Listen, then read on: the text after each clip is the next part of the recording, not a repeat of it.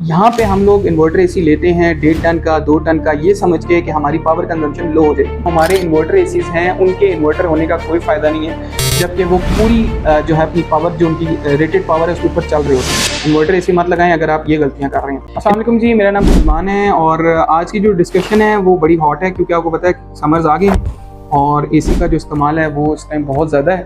हमारे बहुत सारे दोस्त कुछ गलतियाँ कर रहे हैं जिसकी वजह से मैं ये रिकमेंड करूँगा कि इन्वर्टर एसी मत लगाएं। जी हाँ, इन्वर्टर एसी मत लगाएं अगर आप ये गलतियां कर रहे हैं। तो वो गलतियां क्या हैं वो भी मैं आपको बता देता हूँ। यहाँ पे हम लोग इन्वर्टर एसी लेते हैं 1.5 टन का 2 टन का, ये समझ के कि हमारी पावर कंजम्पशन लो हो जाए, जबकि हकीकत में ऐसा बिल्कुल ऑपोजिट होता है। हमारे लाउंजेस में एसी लगे होते हैं, सीढ़ियों का रास्ता ओपन होता है, किचन का दरवाज़ा खुला होता है, मेन डोर ओपन होता है, जिस वजह से हमारी कूलिंग जो है वो वेस्ट हो रही होती है।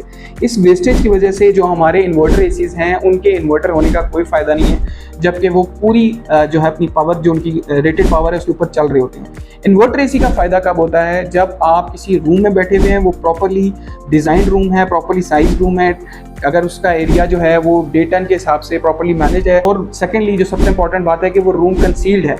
ये दोनों फैक्टर्स शामिल हैं और इन फैक्टर्स के बाद वो एसी जो है आपको प्रॉपर फ़ायदा देगा कि आप उससे लो कंजम्पशन में पावर ले सकें।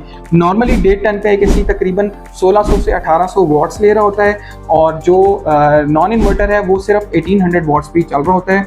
मतलब वो कॉन्स्टेंटली 1800 वाट्स पे चलता है, फिर ड्रॉप होता है, फिर चलता है, फिर ड्रॉप होता है। जबकि इन्वर्टर एसी जो है वो आहिस्ता आहिस्ता ग्रेजुअली 1800 पे जाएगा। जब रूम का टेम्परेचर किसी हमारे सेट करदा टेम्परेचर के मुताबिक हो जाएगा तो वो ड्रॉप होके उस इन्वर्टर एसी जो है वो तकरीबन 400-500 वाट पे आ जाता है।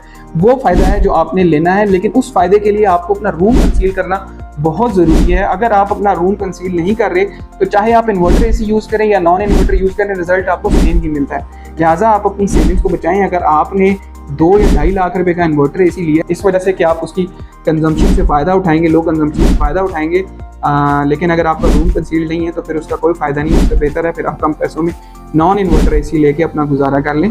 सेकेंडली ये है कि आपने अगर अपनी बिलिंग कम करनी है तो पीक आवर्स के अंदर एयर कंडीशनर्स का जो इस्तेमाल है उसको कम करें।